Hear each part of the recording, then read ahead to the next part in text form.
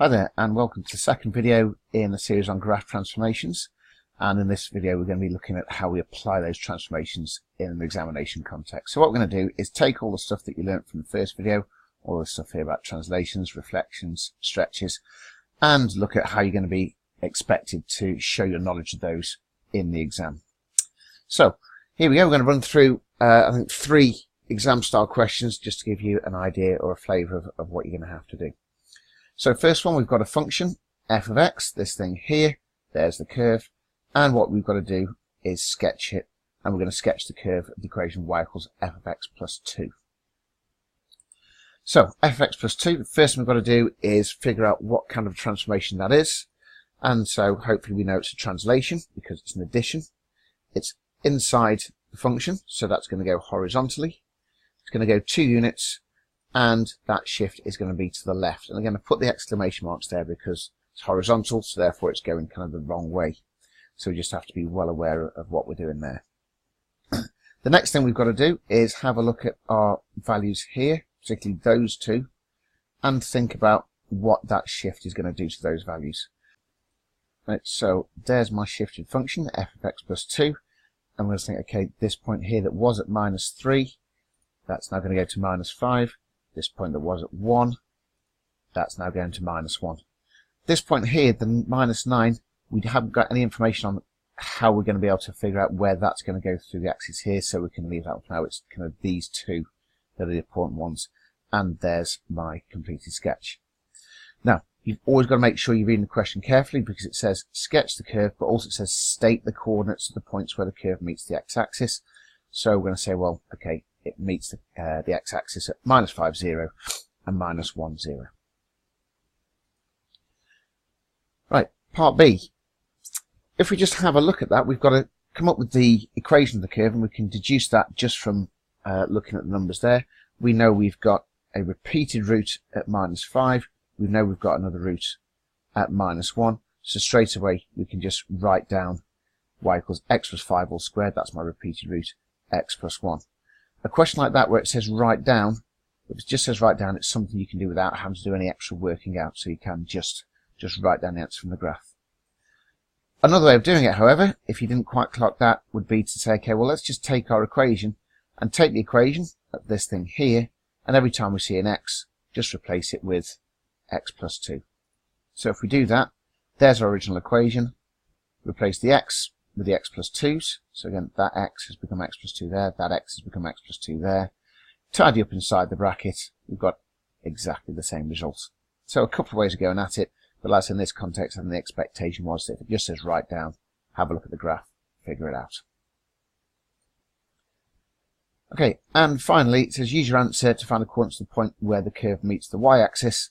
So it says this time it says use your answer to part B, so we're going to look at our equation and say, well, where does it meet the y-axis? Well, that's going to happen when x equals 0. And if x equals 0, our equation looks like that.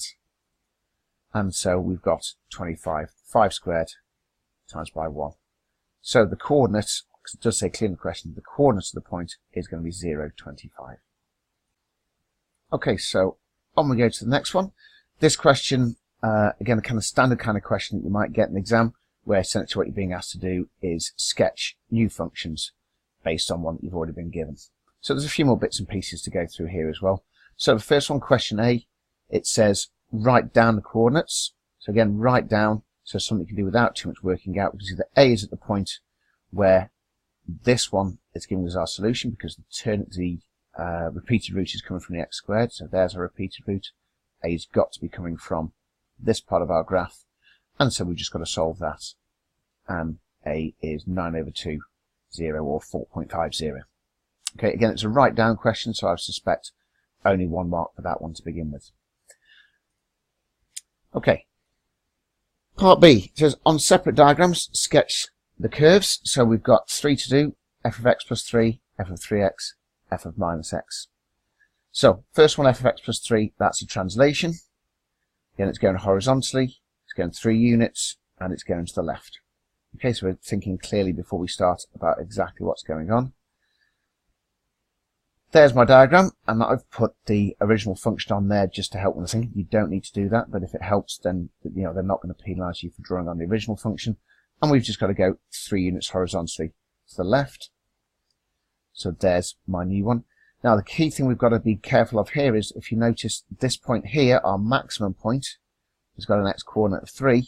So if we move it 3 units, our maximum point is going to be right on the axis there. So that's one to watch out for. That's why they chose that as a 3 there and that as a 3 in the question. And then we've got our minimum point here, which is now going to shift 3 places. And also point A we knew was at 4.5, so that's got to shift 3 places as well. So thinking about all those 3 points, we've just got to put those values on now. So that's at -3. We've got the 27 there where it goes through the y-axis, and we've got 1.5 where that kind of our coordinate A is shifted to. On to the next one. Let's go through exactly the same process. So let's think about what's going to be happening with this one. It's multiplying 3x, so that means it's going to be a stretch. It's inside the function, so it's going to be a horizontal stretch, and because it's inside the function, we've got that scale factor of 1/3. Here we go again. There's my original graph, so we've got to think, well, our point here is going to stay exactly where it is. We've got to think, therefore, about where this point's going to. So it's going to move close to the y-axis by a factor of 1/3, and the same with point A is going to move close to the y-axis by a factor of 1/3. And there's my sketch. So my new coordinate of that point there is going to be 127, and my new coordinate here again is going to be 1.5. And that one is 4.5 divided by 3 in this case. On to the third one. Okay, we've got a negative going on, so we know that's a reflection. It's outside the function, so it's a reflection in the x-axis. There's my original function. I've just got to reflect in the x-axis, so flip the whole thing upside down. You get that. And so my minimum point now is at 3 minus 27, which is a reflection of that point there. Clearly that point's in the same place, and I've got a maximum turning point at 0. On we go to part C. So now we've got a bit more into it. So we've got the curve of the equation y equals fx plus k has a maximum point at 310. So we're thinking this was our maximum point here. Our maximum point is now at 310. So clearly that's shifted down, and the curve has moved down 17 units. So straight away we can say, okay, well that means k is going to be minus 17. So that function there, if we were asked to write it, would be y equals f of x minus 17.